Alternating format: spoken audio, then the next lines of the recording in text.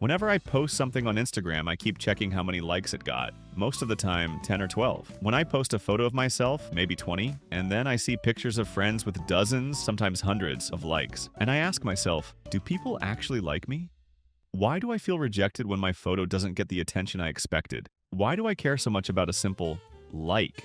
In February 2009, Mark Zuckerberg introduced the like button on Facebook, aiming to improve social interactions, completely changing the user experience. He knew that lazy people would prefer to press a button rather than leave a comment. People tend to choose the easiest path, and he was fully aware of the impact this would have on the world. During the rollout, data analysts discovered that posts with a like button generated more interaction than those without it, turning that simple button into a powerful tool for measuring popularity. Facebook then began using like counts to recommend posts from pages that generated more engagement to users' friends. And after this change, they realized people were far more likely to like posts offering quick solutions to complex problems than those offering thoughtful answers. Facebook adopted a new approach. Posts that didn't receive likes would be hidden from followers' feeds and replaced with more engaging and recommended content. A popularity contest was born, but how could such a small gesture have such a massive impact on users? The answer is simple. When you're scrolling through social media and get a notification that someone liked your post, you instantly feel happy. Someone appreciated what you shared. But do you know why?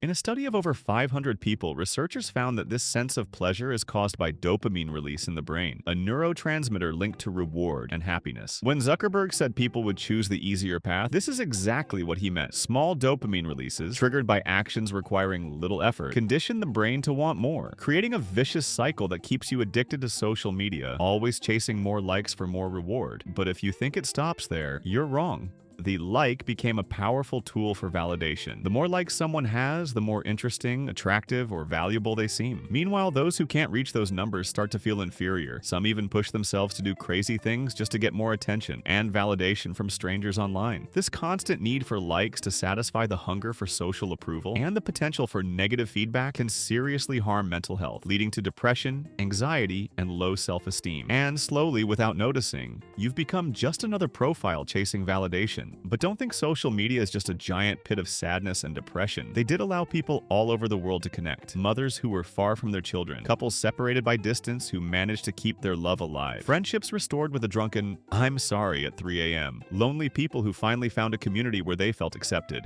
It also became a huge source of entertainment. With TikTok came the boom of short-form videos, releasing microdoses of dopamine, making everything even more addictive. And of course, the like button is there too. It's not just about posting to be seen. It's about posting to be recognized, to become famous, to make money. The problem is, this format is extremely easy, accessible, and as addictive as cocaine, which has led to rising cases of IAD and triggered ADHD-like symptoms in some users. But nothing could stop its growth. Before the pandemic, Instagram had 1 billion users. By the end of 2024, it had 2.35 billion, a 135% increase. With so many people online, it became nearly impossible to control what was being posted and where it was going. So they decided to upgrade an even more existing powerful tool. The social media algorithm considers many factors when deciding what you'll see first: engagement, interests, relationships, content category. At first, these improvements enhanced the user experience. More visibility, more reach, more content creation. But something changed. Silently, it became an overseer, controlling what you see and when. You think you're choosing the content, but actually you're being fed content you didn't even search for. The algorithm simply decided you might like it based on your everyday activity, maximizing the chances of keeping you hooked. What you like stopped being just a public display of interest. It became your biggest enemy. The more you like, the more you're trapped, and the harder it is to break the loop. Fashion models, football players, TikTok challenges, dances.